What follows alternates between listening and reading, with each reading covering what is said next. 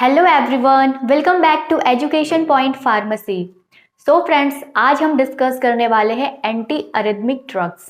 इसके क्लासिफिकेशंस को समझेंगे और मैकेनिज्म ऑफ एक्शन को। ये बी फॉर्म 5th सेमेस्टर के सिलेबस में है, एंटी अरिथमिक ड्रग्स। तो चलो शुरू करते हैं। फर्स्ट स्लाइड में एंटी अरिथमिक ड्रग्स को क्लासीफाई किया गया है। इसे 5 क्लास में क्लासीफाई किया गया है। क्लास 1 जो है कैल्शियम चैनल ब्लॉकर, इससे फर्दर सब डिवाइड किया गया है क्लास 1A, 1B और 1C। क्लास 2 में बीटा ब्लॉकर्स को रखा गया है और क्लास 3 में है पोटेशियम चैनल ब्लॉकर्स। क्लास 4 में है कैल्शियम चैनल ब्लॉकर्स और क्लास 5 में है मिसलेनियस ड्रग्स। तो इन ड्रग्स को हम 1 बाय 1 समझते हैं और इसके मैकेनिज्म ऑफ एक्शन को। क्लास 1 एंटी अरिथमिक ड्रग्स, जो कि क्या है, सोडियम चैनल ब्लॉकर। इसके कुछ प्रॉपर्टीज को पहले हम समझते हैं। क्लास 1 के क्या प्रॉपर्टीज है, तो पहला है inhibit sodium channel and potassium channel. ये क्या करता है, सोडियम चैनल को और साथ ही साथ पोटेशियम चैनल को इनहिबिट करता है। On atrial and ventricular myocytes, ventricles और आर्ट्रियल जो मायोसाइट्स है, मायोकार्डियल सेल्स है, उसमें जो चैनल प्रेजेंट है सोडियम और पोटेशियम चैनल, ये जो ड्रग है क्लास 1 ये उनको इनहिबिट करता है, ब्लॉक करता है। And cells of Purkinje fibres, और परकिंजी फाइबर्स में भी जो प्रेजेंट है चैनल सोडियम और पोटेशियम, उन दोनों को भी ये इनहिबिट करता है। जब हम सोडियम चैनल ब्लॉक करते हैं तो क्या होता है, it's lower influx of sodium. तो क्या होता है, सोडियम चैनल ब्लॉक होने से सोडियम की एंट्री सेल में बंद हो जाती है। ठीक है, सोडियम एंटर नहीं कर पाता है सेल में, जिससे क्या कॉज होता है, कॉज स्लोअर डीपोलराइजेशन। हम जब पढ़ रहे थे एक्शन पोटेंशियल तो हमने देखा, एक्शन पोटेंशियल जब हम पढ़ रहे थे तो हमने देखा था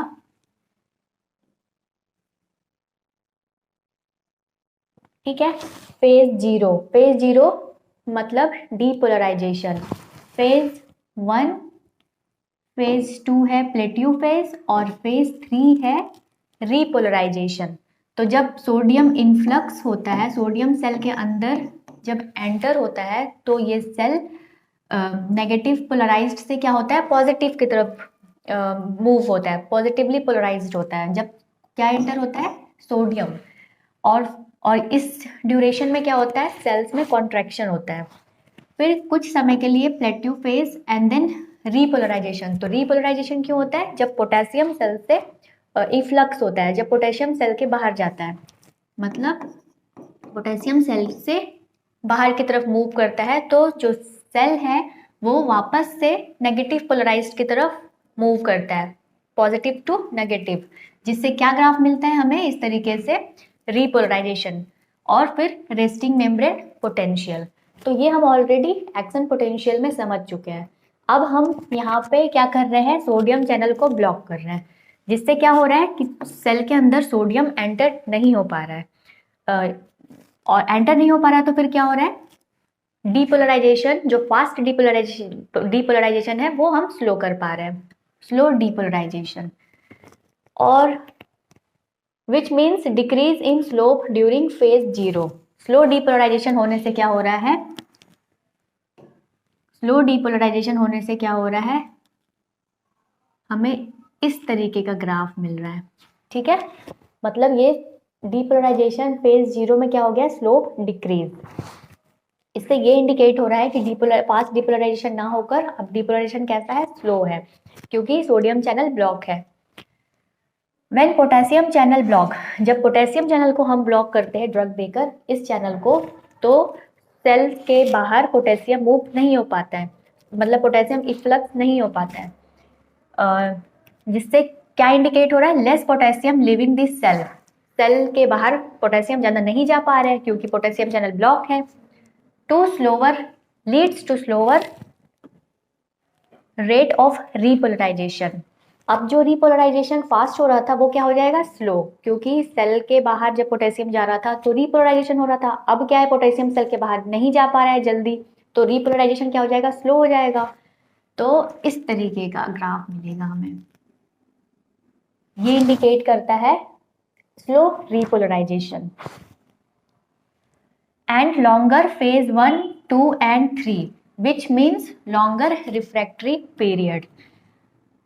फेज 0 भी क्या हो गया है, डिक्रीज हो गया है, और फेज रिपोलराइजेशन फेज भी क्या हो गया है, प्रोलॉन्ग हो गया है, जिससे क्या हो रहा है, यहाँ से यहाँ जब देखें तो ये एक्शन पोटेंशियल ड्यूरेशन क्या हो गया है, इंक्रीज हो गया है, और साथ ही साथ रिफ्रैक्टरी पीरियड जो है वो भी क्या हुआ है, इंक्रीज हो गया है। मतलब ये सेल अभी इनएक्टिव स्टेट में जब रिफ्रैक्टरी पीरियड होता है, सेल डिपोलराइजेशन से लेकर रिपोलराइजेशन के बीच जो ड्यूरेशन है, टाइम गैप है, वो रिफ्रैक्टरी पीरियड कहलाता है। ये इंक्रीज हो गया है तो रिफ्रैक्टरी पीरियड इंक्रीज हो गया है। ओके, जब हम ईसीजी देखेंगे तो ये क्या शो करेगा, QRS complex shows up as QRS complex and prolonged QT interval। QRS complex क्या हो गया, प्रोलॉन्ग, और QT इंटरवल भी क्या हो गया, प्रोलॉन्ग। प्रोलॉन्ग QT इंटरवल होने से क्या कॉज होता है, टॉर्सिड डी पॉइंट। मतलब क्लास 1 के जो ड्रग्स है ये टॉर्सिड डी पॉइंट कॉज कर सकता है। तो ओवरऑल अगर हम देखें तो स्लोअर डीपोलराइजेशन स्लो होने से क्या हो रहा है, slower conduction, action potential slow conduct हो रहा है। एक सेल से दूसरे सेल जो एक्शन पोटेंशियल फास्ट हो रहा था अरिथमिया में, उसे हम अब ड्रग देने के बाद स्लो कर पा रहे हैं। वो अब एक्शन पोटेंशियल एक सेल से दूसरे सेल स्लोली कंडक्ट हो रहे हैं। मतलब जो डीपोलराइजेशन और रीपोलराइजेशन है वो अब स्लो हो गया, मतलब कॉन्ट्रैक्शन और रिलैक्सेशन क्या हो गया, स्लो हो गया। फास्ट था एरिथमिया में, हमें ट्रीट करना है तो हमें क्या करना है, कॉन्ट्रैक्शन रिलैक्सेशन जो टाइम ड्यूरेशन है उसे इंक्रीज करना है, स्लो करना है, टाइम ड्यूरेशन को इंक्रीज करना है, ताकि जो कॉन्ट्रैक्शन और रिलैक्सेशन फास्ट था वो अब क्या हो जाए, स्लो हो जाए। Through out the heart which means slow heart rate. अब कंडक्शन स्लो है तो हार्ट रेट स्लो है, क्योंकि अब इम्पल्स तुरंत से कंडक्ट नहीं हो पा रहा है एक सेल से दूसरे सेल, और जो कॉन्ट्रैक्शन और रिलैक्सेशन जल्दी जल्दी हो रहा था वो अब स्लो हो चुका है, मतलब हार्ट रेट क्या हो गया, स्लो हो गया। ये हम क्लास 1 के जो ड्रग्स है वो हम यूज करते हैं सुप्रावेंट्रिकुलर टैकीकार्डिया में भी और वेंट्रिकुलर टैकीकार्डिया में भी। बट वैसे पेशेंट में हम अवॉइड करेंगे जिनको कंजस्टिव हार्ट फेलियर है, ठीक है, बिकॉज ये जो ड्रग्स है वो क्या है, नेगेटिव आइनोट्रोपिक इफेक्ट शो करता है। नेगेटिव आइनोट्रोपिक इफेक्ट मतलब फोर्स ऑफ कॉन्ट्रैक्शन को डिक्रीज करता है, और कंजस्टिव हार्ट फेलियर में क्या होता है, already force of contraction decrease होता है, और हम ये ड्रग दे देंगे वैसे पेशेंट में तो उसमें क्या होगा, जो हार्ट कॉन्ट्रैक्शन है वो प्रॉपर हो नहीं पाएगा। तो ऐसे कंडीशन में हमें यहाँ पे अवॉइड करना होता है क्लास 1 के ड्रग्स को। ओके, नेगेटिव अगर वो ज़्यादा inotropic effect, negative inotropic effect होगा, हार्ट प्रॉपर कॉन्ट्रैक्ट नहीं हो पाएगा, may leads to hypotension. That's why we should avoid class 1 drug in congestive heart failure patients.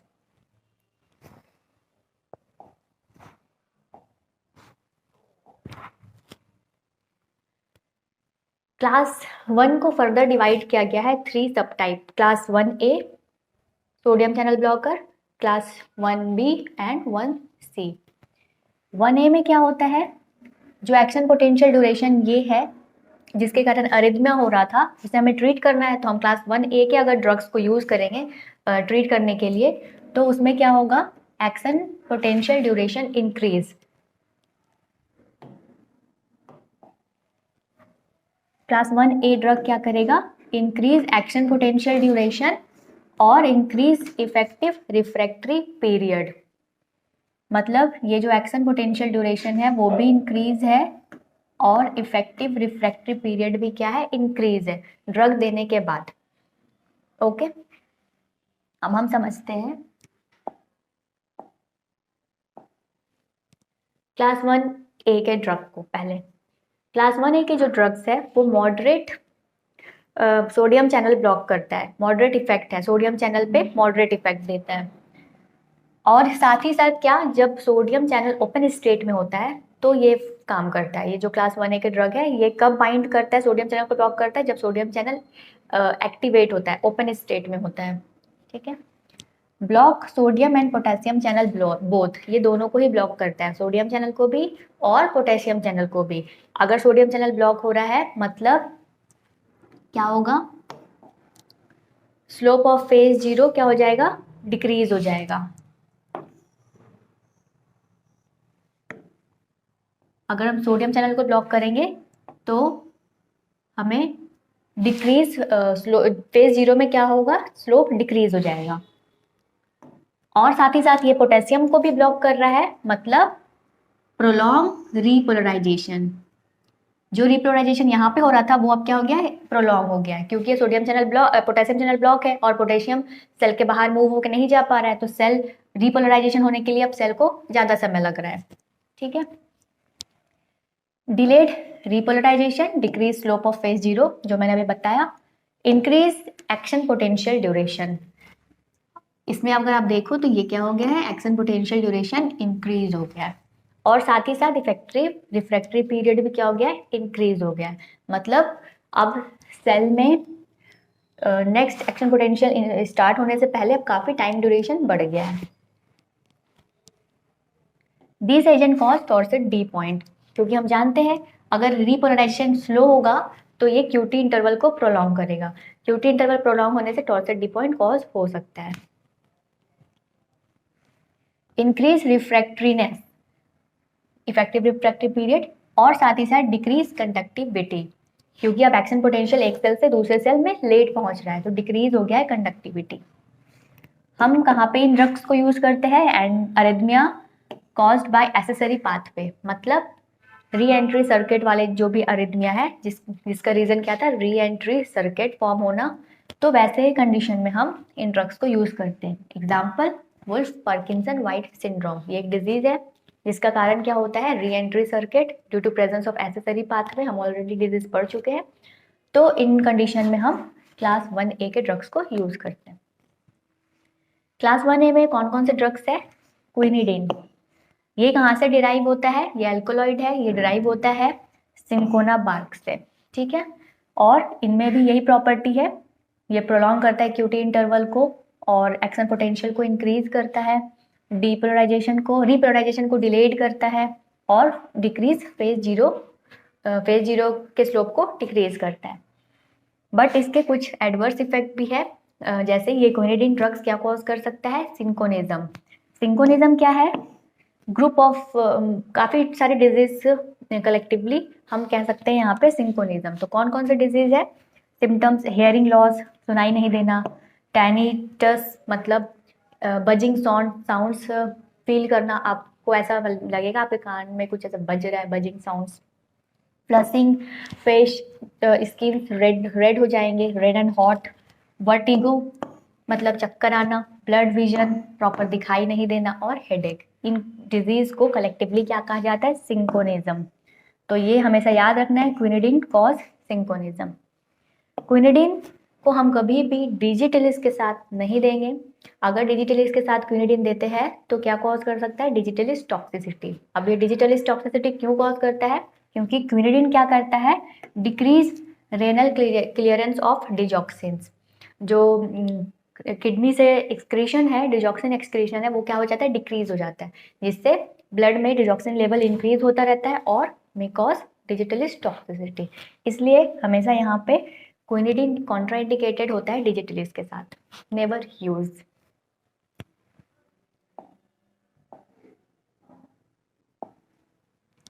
Procainamide, ये भी क्लास 1A के ड्रग्स है। सेकंड एग्जांपल, प्रोकेनामाइड क्या है, डेरिवेटिव ऑफ प्रोकेन। प्रोकेन क्या है, एक लोकल एनेस्थेटिक है और इसी का डेरिवेटिव है प्रोकेनामाइड। प्रोकेनामाइड को हम ओरली दे सकते हैं, ओरली एक्टिव है ये ड्रग। ये लीवर में जाने के बाद कन्वर्ट हो जाता है एन एसिटाइल प्रोकेनामाइड में। ठीक है, लीवर में जाने के बाद ये प्रोकेनामाइड एसिटाइलेशन होता है, एसिटाइलेशन होने के बाद ये N acetyl procainamide active metabolites में कन्वर्ट हो जाता है, और ये एक एक्टिव मेटाबोलाइट्स है और इसकी प्रॉपर्टी क्या है, it has potassium channel blocking property, मतलब पोटेशियम चैनल को ब्लॉक करता है, मतलब delayed repolarization. Okay, prolong action potential and refractory period.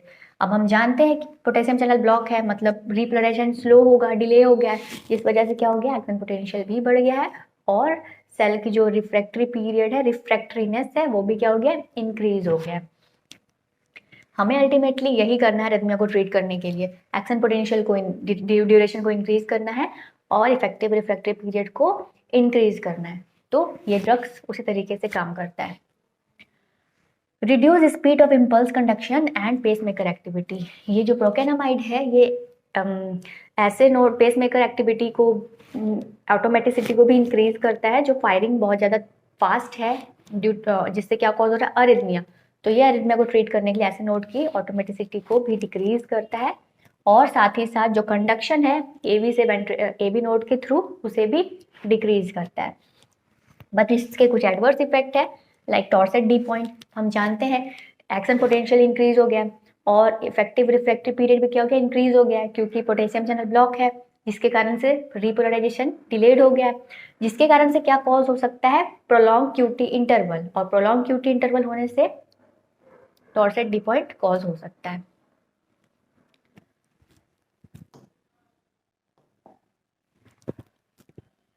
साथ ही साथ हाइपोटेंशन हो सकता है, और ल्यूपस अरिथमेटोज, ये एक ऑटो इम्यून डिजीज है जिसमें इम्यून सिस्टम अपने ही सेल्स को, स्किन को, लीवर, किडनी को, जॉइंट्स को डैमेज करता है।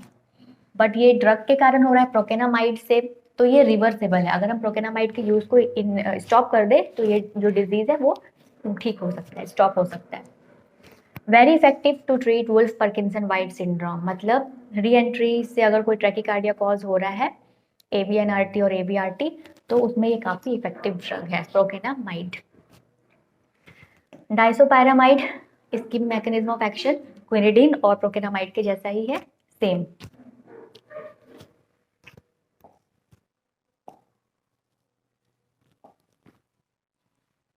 क्लास 1B 1A कंप्लीट कर चुके हैं, जिसमें हमने क्विनिडीन समझा, प्रोकेनामाइड और डाइसोपायरामाइड। क्लास 1B में है कुछ ड्रग्स जैसे कि लिडोकेन, मैक्सिलेटिन और फेनेटोइन, ये 3 ड्रग्स क्लास 1B में रखा गया है। क्लास 1B के जो ड्रग्स होते हैं ये सोडियम चैनल को सोडियम चैनल को ब्लॉक तो करते हैं बट वीक इफेक्ट है। क्लास 1A का क्या था, मॉडरेट, 1B का क्या है, वीक इफेक्ट। क्लास 1A क्या कर रहा था, सोडियम को ब्लॉक तो कर रहा था बट वो जब ओपन स्टेट में था। बट क्लास 1B का जो ड्रग है वो सोडियम को ब्लॉक कब करता है, जब सोडियम चैनल इनएक्टिवेटेड स्टेट में था, मतलब क्लोज्ड स्टेट में होता है। ये डिफरेंस है दोनों में। These are weak sodium channel blocker and no effect on potassium channel, मतलब सोडियम चैनल को ब्लॉक तो कर रहा है जिससे क्या होता है, डिक्रीज स्लोप, जीरो फेज में जो स्लोप है वो डिक्रीज हो जाएगा, बट पोटेशियम चैनल में कोई इफेक्ट नहीं है, तो जो रिपोलराइजेशन है उसमें कोई इफेक्ट नहीं आएगा। ठीक है, रिपोलराइजेशन प्रोलॉन्ग नहीं होगा इन ड्रग को देने के बाद। This drug try to exit out potassium out of the cell very fast. ठीक है, क्योंकि पोटेशियम चैनल ओपन है, ब्लॉक नहीं हुआ है, जिससे potassium always continuously very fast move out होता जाएगा सेल से, और रिपोलराइजेशन क्या हो जाएगा, शॉर्ट हो जाएगा। Shorten action potential duration, reduce refractoriness. ठीक है, decrease phase 0 depolarisation by blocking sodium channel. अब हम जान रहे हैं कि ये जो ड्रग है वो सोडियम चैनल को तो ब्लॉक कर रहा है। सोडियम चैनल ब्लॉक होने से क्या हो रहा है, फेज 0 में डिक्रीज हो गया है स्लोप क्या हो गया है, डिक्रीज। बट पोटेशियम चैनल पर कोई इफेक्ट नहीं है, तो पोटेशियम चैनल ओपन है और साथ ही साथ potassium out of the cell very fast, जिससे क्या होगा, रिपोलराइजेशन पहले हो गया। ठीक है, पहले हो गया, जिससे क्या हुआ, शॉर्टन एक्शन पोटेंशियल क्या हो गया है, एक्शन पोटेंशियल ड्यूरेशन शॉर्ट हो गया है, और जो रिफ्रैक्टरीनेस है वो भी, इफेक्टिव रिफ्रैक्टिव पीरियड भी क्या हो गया है, डिक्रीज हो गया, शॉर्ट हो गया। QRS ड्यूरेशन अगर हम देखें तो कोई इफेक्ट नहीं है, QT में भी नो इफेक्ट, क्योंकि यहाँ पे रिपोलराइजेशन लेट नहीं है, डिलेड नहीं है, जिससे QT इंटरवल प्रोलॉन्ग नहीं हो रहा है, इसलिए यहाँ पे कोई इफेक्ट नहीं है QRS के ड्यूरेशन में, और QT इंटरवल जो है वो भी प्रोलॉन्ग नहीं हुआ है। मतलब ये जो 1B के ड्रग है ये टॉर्सेट डी पॉइंट कॉज नहीं करेगा। ठीक है, तो ये डिफरेंस है 1A में और 1B में।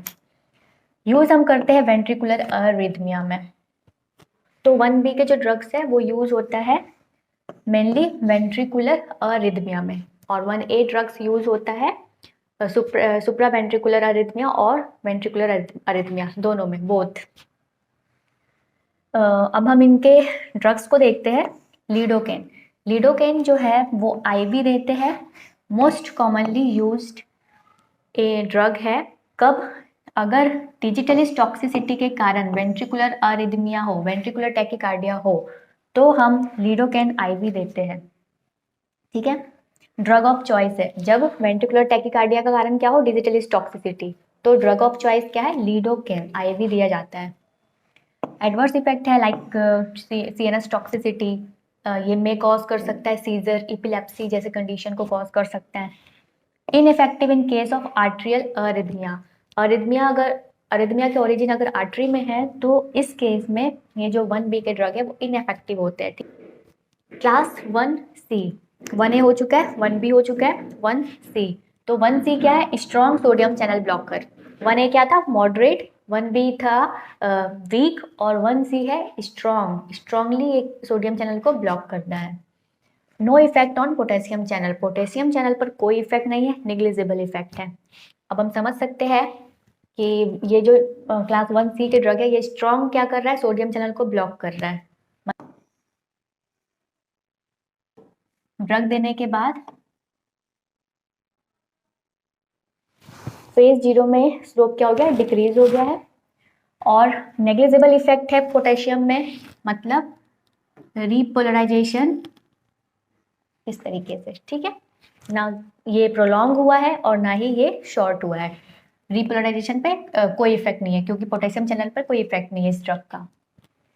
Decrease the slope of phase 0, depolarization. Normal action potential duration, action potential duration अगर हम देखें तो ये नॉर्मल है, और इफेक्टिव रिफ्रैक्टिव पीरियड भी क्या है, नॉर्मल है, मतलब एक्शन पोटेंशियल ड्यूरेशन भी नॉर्मल और इफेक्टिव रिफ्रैक्टिव पीरियड भी नॉर्मल है। ओके, क्योंकि पोटेशियम चैनल पर कोई इफेक्ट नहीं है, निग्लिजिबल इफेक्ट है। Also inhibit his परकिंजी conduction system, अगर फास्ट है तो उसे भी ये इनिबिट करता है, स्लो डाउन करता है। यूज करते हैं हम ventricular tachycardia, ventricular fibrillation, AVNRT जैसे डिजीज में। इसके कुछ ड्रग्स है, फ्लेकेनाइड और propafenone, mainly use to in treatment of ventricular arrhythmia. Ventricular arrhythmia में हम जनरली इन ड्रग्स को यूज करते हैं। एडवर्स इफेक्ट क्या है, dizziness, blood vision, नोक्सिया।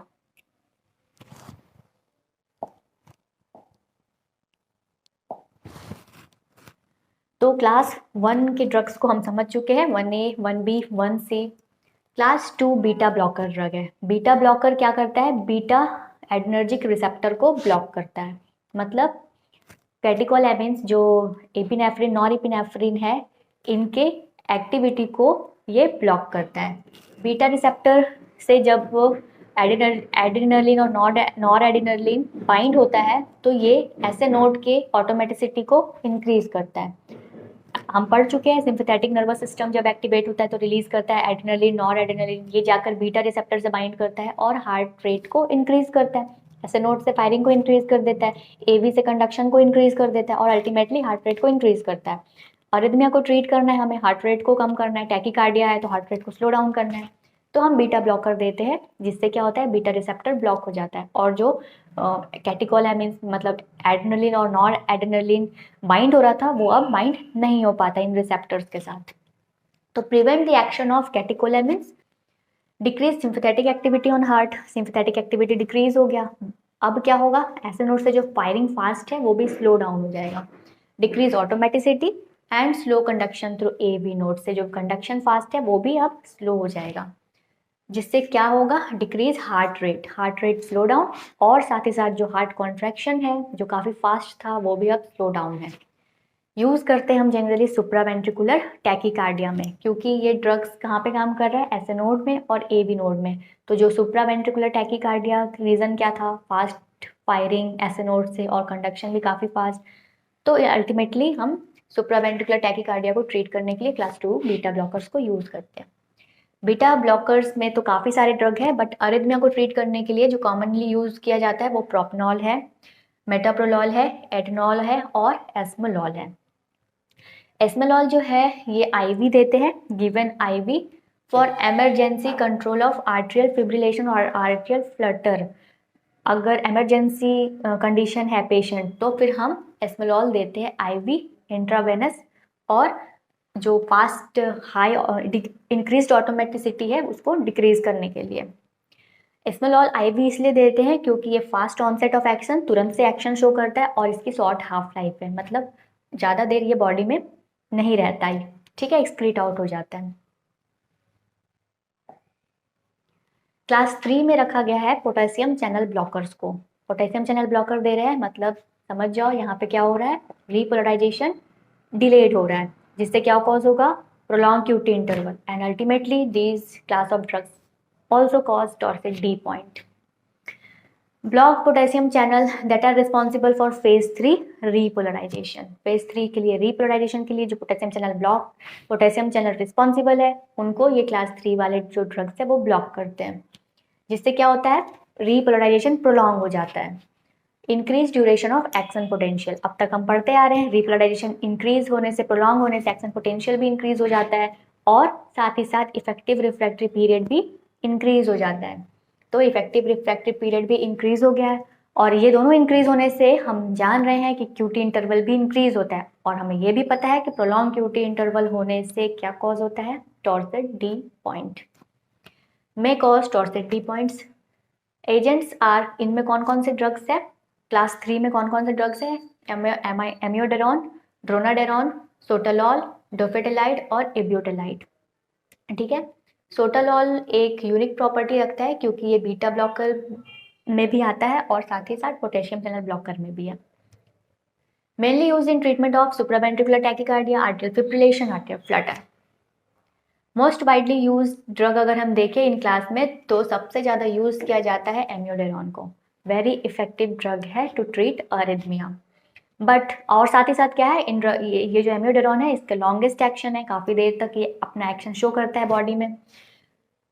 एमियोडेरॉन block potassium channel, साथ ही साथ सोडियम चैनल को भी ब्लॉक कर रहा है, कैल्शियम चैनल को भी ब्लॉक कर रहा है। मतलब एमियोडेरॉन एक ऐसा ड्रग है जिनमें सारे एंटी अरिथमिक ड्रग्स की प्रॉपर्टी है, ठीक है। सोडियम को भी ब्लॉक कर रहा है, पोटेशियम चैनल को भी ब्लॉक कर रहा है, और कैल्शियम चैनल को भी ब्लॉक कर रहा है। ब्लॉक बीटा रिसेप्टर को भी ये ब्लॉक कर रहा है। Less chance to cause torsade de pointes. ये जो ड्रग्स है ये सब क्या कॉज करता है, torsade de pointes, but amiodarone में less chance to cause torsade de point.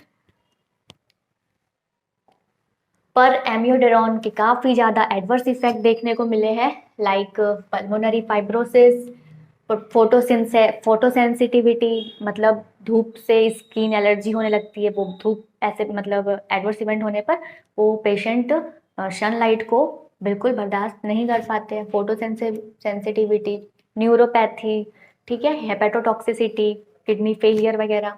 तो ये काफ़ी ज़्यादा एडवर्स इफेक्ट है इन ड्रग्स का। एमियोडेरॉन कंटेन आयोडीन, आयोडीन ज़्यादा होने से बॉडी में क्या कॉज हो सकता है, हाइपरथायरॉयडिज्म, और साथ ही साथ एमियोडेरॉन क्या कॉज करता है, हाइपोथायरॉयडिज्म भी। क्यों, also cause hypothyroidism by inhibiting five deiodinase enzyme. जब हम थायराइड पढ़ रहे थे तो हमने देखा T4 कन्वर्ट होता है T3 में, और इसके कन्वर्जन के लिए रिस्पॉन्सिबल है 5-डीआयोडीनेज एंजाइम।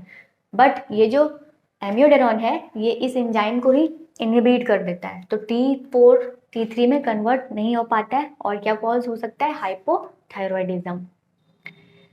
ड्रोनाडेरॉन ये एमियोडेरॉन डेरिवेटिव ही है, फंक्शन सेम है, और बट लेस इफेक्टिव। एमियोडेरॉन ज़्यादा इफेक्टिव है और ड्रोनाडेरॉन लेस इफेक्टिव है। Has less lipophilic, short half life भी काफ़ी शॉर्ट है।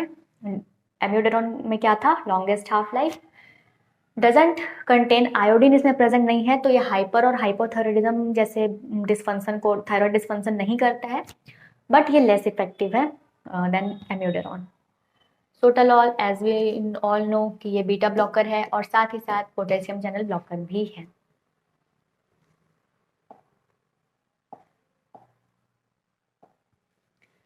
क्लास 4 में रखा गया है कैल्शियम चैनल ब्लॉकर को। कैल्शियम चैनल ब्लॉकर क्या करता है, एल टाइप कैल्शियम चैनल को ब्लॉक कर देता है, जिससे क्या होता है, सेल के अंदर कैल्शियम इनफ्लक्स नहीं हो पाता है। और देखते हैं हम इनको one by one. Block calcium influx, cell के अंदर नहीं जा पाता है। Shorten plateau phase. फेज 0 में क्या होता है? सोडियम इनफ्लक्स, ठीक है। फिर प्लेट्यू फेज में क्या होता है? प्लेट्यू फेज में क्या होता है? Phase 1, phase 0, phase 2। फेज 2 में क्या होता है? कैल्शियम सेल के अंदर एंटर होता है, कैल्शियम इनफ्लक्स। फेज 1 में पोटेशियम इफ्लक्स, पोटेशियम सेल के बाहर जा रहा है। और फेज 2 में क्या होता है? कैल्शियम चैनल ओपन हो जाता है और कैल्शियम सेल के अंदर आने लगता है। बट यहाँ पे प्लेट्यू फेज मिलता है हमें। फिर क्या होता है? कुछ समय के बाद ये कैल्शियम चैनल ब्लॉक हो जाता है और कैल्शियम चैनल सेल के अंदर नहीं आ पाता, बट पोटेशियम चैनल ओपन रहता है, स्टिल ओपन। तो पोटेशियम इफ्लक्स होता रहता है, सेल से आउट होता रहता है, जिसके कारण क्या होता है? जो कार्डियक मायोसाइट्स है वो वापस से नेगेटिवली पोलराइज होता है और हमें रीपोलराइजेशन का ग्राफ मिलता है, ठीक है। तो यहाँ पे जब हम कैल्शियम चैनल को ब्लॉक कर देते हैं, मतलब कैल्शियम चैनल ब्लॉकर किस फेज में काम कर रहा है? फेज 2 में। ये कॉम्पिटेटिव एग्जाम में आ सकता है, calcium channel block cardiac action potential में किस फेज को इफेक्ट करता है? तो फेज 2 को इफेक्ट करता है, ठीक है। जिससे क्या होता है? Block in calcium influx. और शॉर्टेन प्लेट्यू फेज क्या हो जाता है? शॉर्ट हो जाता है। Decrease conduction through AV node, calcium channel अगर ब्लॉक हो जाए तो एबी नोड से जो कंडक्शन है वो भी डिक्रीज हो जाता है और ऐसे नोड की जो ऑटोमेटिसिटी है वो भी डिक्रीज हो जाता है। पीआर इंटरवल प्रोलॉन्ग हो जाता है, मतलब आर्ट्रिया से वेंट्रिकल्स तक इम्पल्स स्लोली कंडक्ट होता है, तो पीआर इंटरवल हमें प्रोलॉन्ग मिलता है without changing QRS complex. QRS complex में कोई चेंजेस नहीं होता है, क्यूटी इंटरवल में भी कोई चेंजेस नहीं होता है, मतलब ये जो ड्रग्स है ये टॉर्सिड डिफॉइंट कॉज नहीं करता है, ठीक है। Increase effective refractory period, effective refractory period क्या होता है? इंक्रीज हो जाता है। रिड्यूस कंट्रैक्टिलिटी, जो कॉन्ट्रैक्शन है वो क्या होता है? स्लो डाउन है, इसलिए हम कंजस्टिव हार्ट फेलियर वाले पेशेंट को कैल्शियम चैनल ब्लॉकर नहीं देते हैं, ठीक है। Avoid in congestive heart failure patient. Use कहाँ कहाँ पे करते हैं हम? सुप्रावेंट्रिकुलर टैकीकार्डिया, आर्टियल फ्लटर, आर्टियल फिब्रिलेशन, ठीक है। जो आर्टरी में जो अरिथमिया जनरेट हो रहा ओरिजिन है, उन डिजीज को ट्रीट करने के लिए हम कैल्शियम चैनल ब्लॉकर्स देते हैं। एडवर्स इफेक्ट अगर हम देखें कैल्शियम चैनल ब्लॉकर्स को, तो मेनली ये है कॉन्स्टिपेशन कॉज करता है। क्लास 5 में है मिसलेनियस ड्रग्स, मतलब इनमें जो ड्रग्स रखे गए हैं जैसे एडिनोसिन, डिजॉक्सिन और मैग्नीशियम सल्फेट, इन ड्रग्स को एंटी अरिथमिक के लिए, एंटी अरिथमिक ड्रग्स के तौर पे भी हम यूज़ करते हैं और इन ड्रग्स के अदर डिजीज में भी इन ड्रग्स को यूज़ करते हैं। इस वजह से इनको मिसलेनियस में रखा गया है। तो अगर हम मैग्नीशियम सॉल्ट दें, मैग्नीशियम सॉल्ट हम क्यों देते हैं? अरिथमिया को ट्रीट करने के लिए मैग्नीशियम क्यों दे रहे हैं? तो हमेशा ये ध्यान रखना है कि मैग्नीशियम अगर डिफिशियंसी हो, बॉडी में कम हो, डिफिशियंसी होने से क्या कॉज करेगा? टैकीकार्डिया। हार्ट के जो सेल्स है, हार्ट की जो एक्साइटेबिलिटी है उसको इंक्रीज करेगा। मैग्नीशियम इंक्रीज, अगर मैग्नीशियम ज़्यादा है तो डिक्रीज एक्साइटेबिलिटी, एक्साइटेबिलिटी क्या होगा? डिक्रीज, जिससे जो हार्ट है, हार्ट के जो फंक्शंस है वो भी स्लो होंगे, ठीक है। और मैग्नीशियम अगर कम है तो वो इंक्रीज करेगा एक्साइटेबिलिटी को और हार्ट के जो फंक्शन है, ठीक है, वो काम करने का जो तरीका है उसको फास्ट करेगा। तो आर्रिथमिया में क्या होता है? हार्ट फास्टली काम करता है, जो इम्पल्स जनरेशन है वो फास्ट तरीके से होता है, हमें डिक्रीज करना है, ठीक है। तो हमें मैग्नीशियम के लेवल को इंक्रीज करना पड़ेगा, ठीक है। इस वजह से हम यहाँ पे मैग्नीशियम सल्फेट देते हैं, ओके। मैग्नीशियम डिफिशियंसी होने से क्या क्या कॉज होता है? Ventricular fibrillation, ventricular tachycardia, enhance digitalis toxicity भी ज़्यादा होने के चांस होते हैं। अगर मैग्नीशियम लेवल ब्लड में कम है तो टॉर्सिड डी पॉइंट भी कॉज करता है ये। तो यहाँ पे ट्रीटमेंट के लिए हम मैग्नीशियम सल्फेट देते हैं, ठीक है, ताकि ये जो मैग्नीशियम डिफिशियंसी है वो ट्रीट हो पाए। डिजॉक्सिन, ये एक कार्डियक ग्लाइकोसाइड है, ठीक है, डिजिटलिस या फिर इसे डिजॉक्सिन भी कहते हैं। यहाँ पे ये डिजॉक्सिन क्या करता है? सोडियम, डिजॉक्सिन का काम क्या है? सोडियम पोटेशियम एटीपेज पंप को ये इनहिबिट करता है, सोडियम पोटेशियम एटीपेज पंप को ये इनहिबिट करता है। और वेगोमाइमेटिक इफेक्ट है, मतलब पैरासिम्पैथेटिक नर्वस सिस्टम को स्टिमुलेट करता है और सिम्पैथेटिक नर्वस सिस्टम को स्लो डाउन करता है, मतलब कैटेकोलैमिन्स के एक्शन को स्लो करता है और पैरासिम्पैथेटिक एक्शन को इंक्रीज करता है। एडिनोसिन क्यों यूज़ करते हैं? ये क्या करता है, एसए नोड और एबी नोड के एक्टिविटी को सप्रेस करता है, डिप्रेस करता है, ठीक है। By activating adenosine 1 receptor, adenosine 1 receptor को एक्टिवेट करता है, मतलब एडिनोसिन क्या कर रहा है, A1R रिसेप्टर एगोनिस्ट है। जब ये रिसेप्टर एक्टिवेट होता है तो ऐसे नोड्स के ऑटोमेटिसिटी को डिक्रीज करता है, फायरिंग को स्लो डाउन करता है, और एबी नोड से जो फास्ट कंडक्शन है उसे भी स्लो डाउन करता है।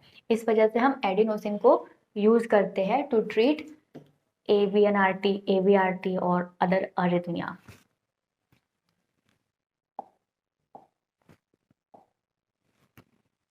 तो आज के लेक्चर में हमने समझा एंटी अरिथमिक ड्रग्स और उसके मैकेनिज्म ऑफ एक्शन को।